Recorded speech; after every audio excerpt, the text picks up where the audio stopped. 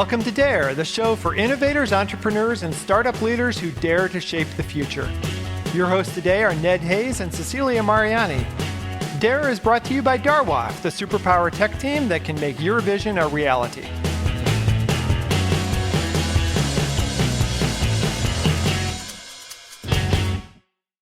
The Dare podcast is excited to welcome Justin Coates to the show today. He's a leader in AI integration, and he has a really interesting journey. In recent years, he's been working in AI, but prior to that, he had an Amazon agency. He had worked in the Marine Corps. He worked in technology and has started multiple different ventures. And he has some really great ideas about how to think about AI and how to make complex ideas simple and usable for anyone. So welcome to the show, Justin. Thanks, Ned. I'm really glad to be here and happy to bring this to your audience.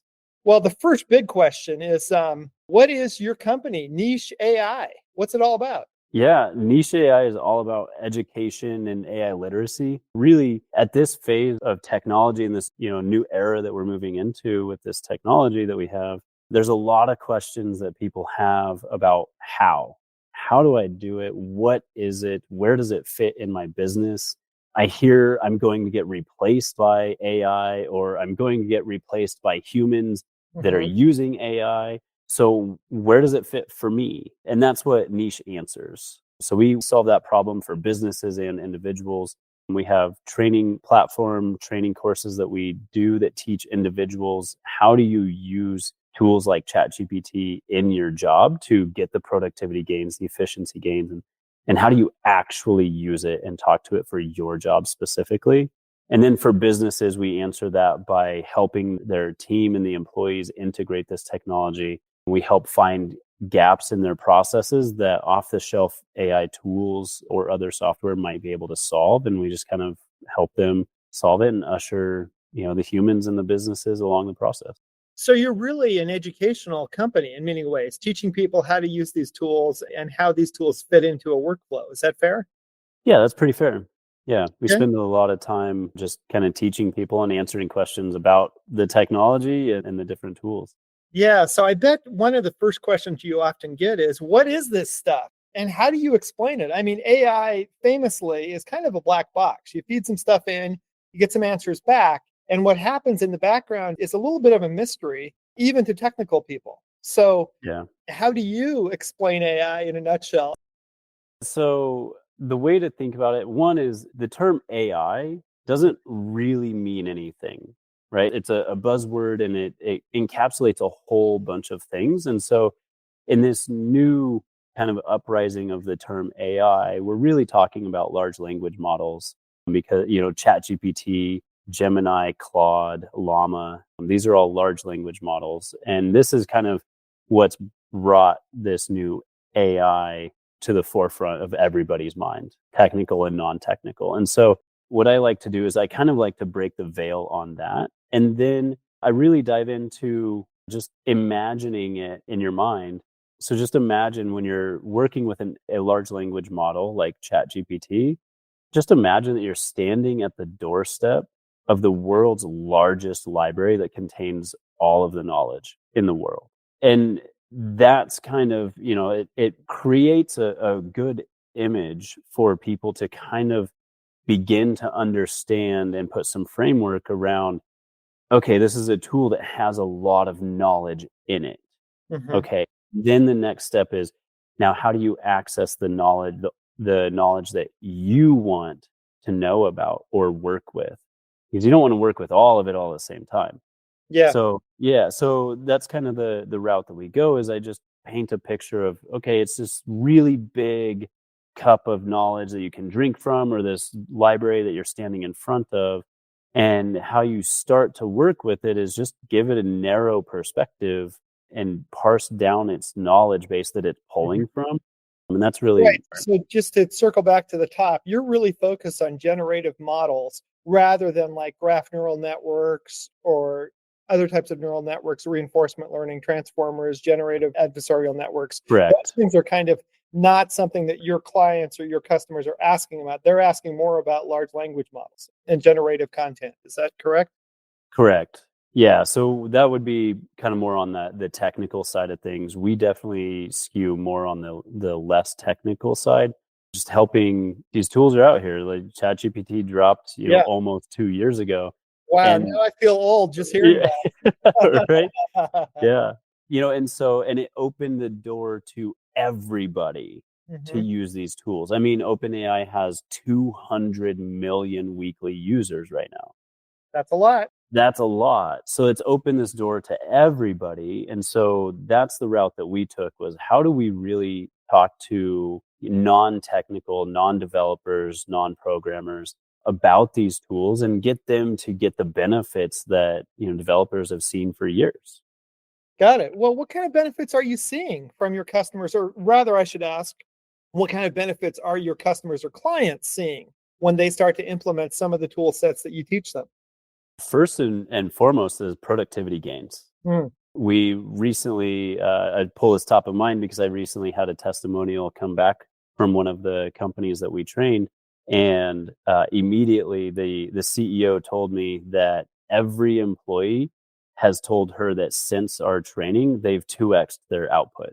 that's a great figure. You can put that on your business cards. We do actually put it on our website, our pitch decks. Yeah. One of the other things that we've seen is we've worked with our local Boys and Girls Club here down in Bend, and we helped them take a project that normally takes them 4 to 5 months, and we got it done in an hour and a half. Wow. So, can I ask more about that project? Like, what? Absolutely. Yeah. So the project is, as Boys and Girls Club, they, every year is different. They have new kids and some of the older kids leave, and then they have new kids in. And the programming, what they do with the kids every single day changes.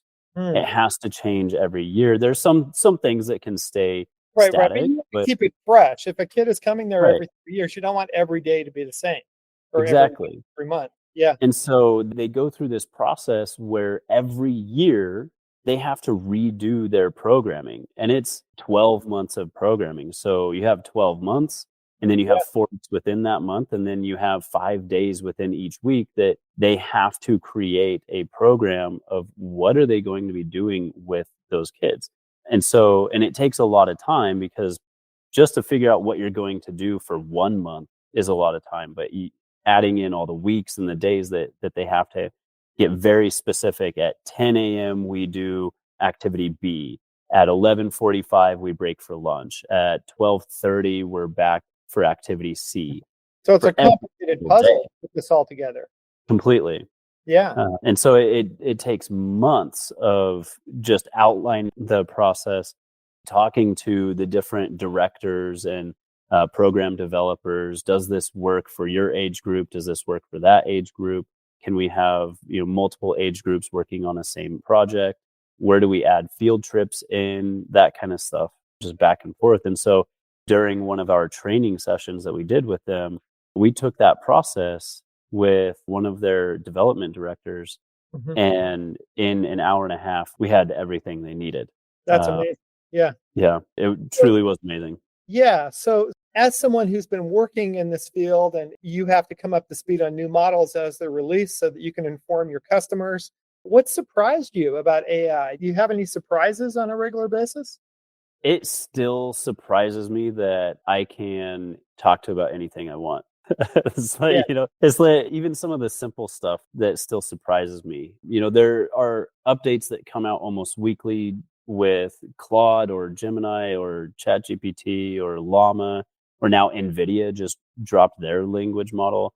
That was a fascinating development. I didn't even know that they were competing on the same level, but of course they would be because they have to Why train them. wouldn't they? Yeah, of Right? course, of Yeah. course. Yeah. Yeah. Once I saw it, I was like, well, duh, right? Right, completely. Yeah. So there are updates that come out like that are mind blowing, or that are just super fascinating, like Notebook LM from Mhm. Google, Right. where That's been a fascinational development. I feel like I'm oh gonna man, get replaced as a podcaster, right? or you could have a podcast partner, Yeah. as an AI podcast partner, right? So like tools like that are super fascinating to me. What really gets me the most is when I see the look on one of my clients' faces of when I walk them through high level business strategy. Mhm. and then getting granular to now here is each action step and each item in that action step that you need to perform from an idea that you had. Just being able to go from, the 30, 40,000 foot view to the 10-foot view with this tool in minutes, that's really what keeps me excited and surprised. Is this tool is so powerful, and that's one of the ways that I like to describe it too, is this is the tool we've wanted forever. Yeah.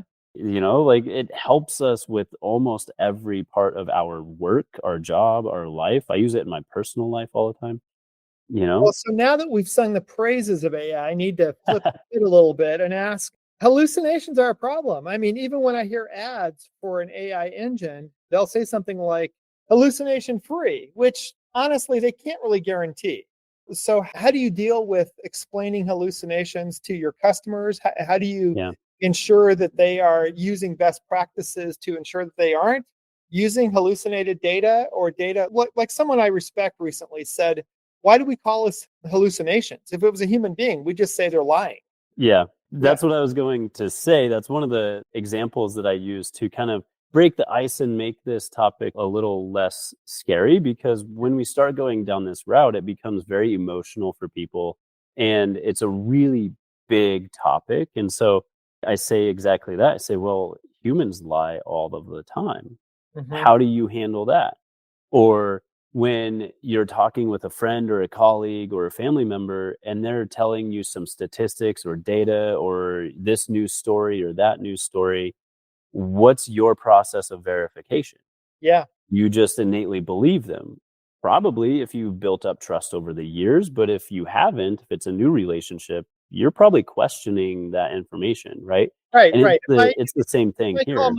If I call my friend Susan, who I've known for years, I will trust what she says. Mhm. But this new guy, Chris, who I just had coffee with, I don't know him from Jack. He could make something up, and I'd be like, "Sounds good," but But I'm going to go I would have find the to verify. article, right? Yeah, I might need to verify. Yeah. And so it's the same approach with this. Is you work with it, you talk with it, you get down to where the information you want or the end result that you're trying to get at, and you have to verify every step of the way. It's Yeah. human input, chatbot, chat GPT or AI or LLM output. And as it's outputting its answer to you, you have to read it, you have to verify it. And if you're looking or getting information and looking for something that it went and searched the internet to give you a source, go Yeah. look at that source. We actually encourage our daughter, she's a sophomore in high school. We encourage her to use ChatGPT for her schoolwork, Hmm. not to give the answers, but to help as a tutor. We've trained a custom GPT to be her tutor that talks through problems and helps her learning style. And that's one of the processes that she does, and that we actually have talked to her teachers and they've given us their guidelines that they have. And it says the same thing that I just said, is use it for, resource and citation identification, but go read the resource, go read the citation. So you still, the human still has to go do something. We can't just innately trust these machines with everything right now. Right. Do you think there's going to come a point where we can't? I think this is, projecting like way, way out, but I think that it'll become like Google. Like Google has problems. They don't always give you the best result, but we trust it innately. And I think, the statistics are now 70 or 80% of people never go past the first 10 results. Right, right. And I remember Right. back in the day when Wikipedia was not a trusted source. And still, for academic articles, you shouldn't be citing Wikipedia. But increasingly, it's become a ground truth for many people. Completely. I've seen it in news articles, And so because of that, that's more of human behavior type. Because we behave that way, I think eventually, one generation, two generations from now, we'll just innately trust these AI systems and we won't double check. Maybe the older generations at that time will, because Yeah, we've gone through the development phase of all of this. But if you look at how kids ingest information from YouTube or TikTok or Facebook, if kids are on Facebook these days, Instagram Reels, It's maybe. they don't question it. Yeah, Instagram, like, they don't question it. Yeah.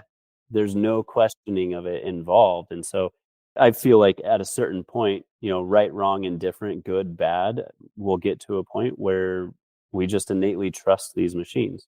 And I also believe that there's part of the development of these systems that, each individual you're going to have your own AI system. I'll have my own AI system, Mhm. and it will over time learn you as good as you know yourself, Mm. and same for me. And so when we get to that kind of level of interaction and involvement with an AI system, it's going to be really hard not to trust everything that it says. Yeah. So you have an interesting background. You came out of the Marine Corps. You were a helicopter pilot there. How did you transition into this world? Yeah, so small correction, in the Marine Corps I was actually a helicopter mechanic, Okay. and then after I got out of the Marine Corps I became a helicopter pilot. Okay. But you've done But both. I've You I've fixed done them both. and you've flown them. Got it. Yep, absolutely. And the transition from, Marine Corps helicopter mechanic, pilot, I took my mechanic training and my pilot training and became a UAV pilot Mhm. and mechanic as well. And it was during that time where I kind of started this transition into becoming an entrepreneur. I started learning how to sell products on Amazon while I was flying drones. And I took that knowledge and expertise and I turned that into a job. So I went and worked for a company as their Amazon guy. And I helped launch them on Amazon. I helped grow their products on Amazon. And then I started my own Amazon agency Mm. in 2018 where I helped businesses add Amazon as a sales vertical, right next to their wholesale or even their website. So I helped them integrate Amazon as a sales channel for their business, and then got acquired in 2022 and worked for that agency for a year. And as if you're keeping up with AI, ChatGPT hit the market in November of 22. And so when I left that company in February of 23, I dove headfirst into ChatGPT and AI and trying to learn as much as I can and learn as much of the history as I can, and really just kind of dive in and figure out how it works so I can help, businesses and humans integrate it into their life as we move further and further into an AI driven world. Yeah. So you've talked about your journey and about how people are using AI to generate content, to create schedules, to do all these types of things. What about code? Do you deal at all with software development or code development with your clients or people you're working with? So we do. I do not. I'm not a developer or programmer, but we do help with custom solutions. So part of our process is as we work with the company, our clients month after month on our integration path, we get to a point where we've trained their team, we're supporting their team and integrating this technology. And then we identify gaps in their processes, gaps in a department, or maybe even for a couple individuals that if Mhm. they had a tool that just did XYZ two times faster than they did because what they're going through is very processed, then we'll scope that project and we'll build it out for them, or we'll find an off the shelf tool that already exists and kind of plug and play. Got it. Got it. Well, it sounds like you have a great business going. What are the real growth areas for your business and maybe for the industry in general? Growth areas are consumer education.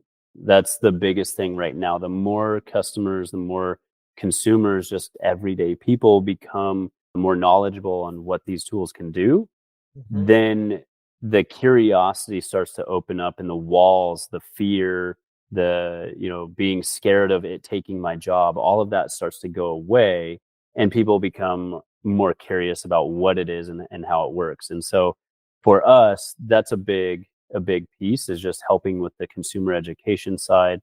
And then that's so far led to this year a lot of conversations with businesses saying, hey, how do we do this? Will you train my team? And then they start to see the benefits and then they start to ask more questions about, well, what else can AI do? So it really, really starts with education. Yeah, yeah. Well, there's a lot of education to be done, and I've been intrigued or fascinated by the gap between people who are kind of drinking the Kool-Aid in the technical world and people who are just encountering AI for the first time. There's a lot of stuff to bridge, and your company fits right in there to bridge that gap, right?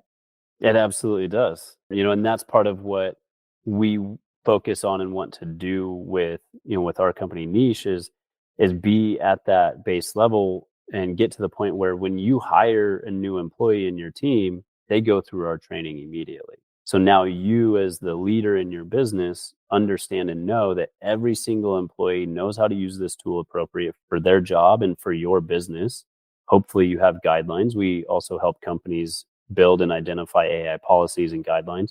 And now you know that all of your employees will operate within your policy, within your guidelines. They know how to use the tools, and they have a resource for when they run into a wall on a project, they can reach out and get help getting over that issue. Got it. Okay, fantastic. So where did the name of your company come from? I just thought it would be a cool name, and I started looking at niche.com and .ai, and that was already taken. So I figured, well, we're in the era of you don't have to spell words correctly all of the time. So what does NEESH look like, and how does it sound? And it works, and I like it. And honestly, it's kind of molded into our story a bit because this technology is so transformative. It's so unique for every single person. So it really is a niche technology where what's your niche?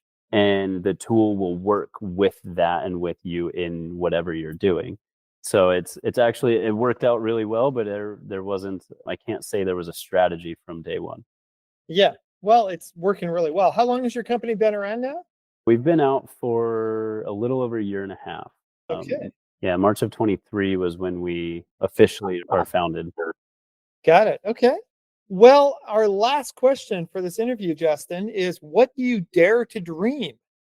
I dare to dream of a world where artificial intelligence technology gets to a point where it's working with humans and taking on 80% of what we call work right now. And that allows humans to focus on the 20%. In business, it's the 80-20 rule. It's a very important rule for us to have or at least recognize. And what I've seen and what I believe for our future is that we can get artificial intelligence technology, today's technology, to take on 80% of our tasks for us so the humans can really use our expertise and our intelligence to build better products for humans, because that's us. We're on this planet. We build products and businesses and services for humans. So let's really focus on the really important pieces and let artificial intelligence take on all the repetitive tasks that take up our time. And I fully believe that this will result in more community, in humans getting out and engaging and interacting with humans in a way that we probably haven't seen from our society in a very long time. Wow, that's really a forward-looking, really positive vision. I've heard less positive visions from people who are really engaged with AI. It's great to hear from you that you think AI will make possible more human connection. I absolutely believe that. And that's what my team has seen. That's what I have seen is we've been able to facilitate just getting out in our community, interacting with one another more. Yeah. Fantastic. Well, thank you for the interaction today, Justin. Really appreciate the conversation. Likewise, Ned. I really appreciate you having me on. Thank you. Yeah.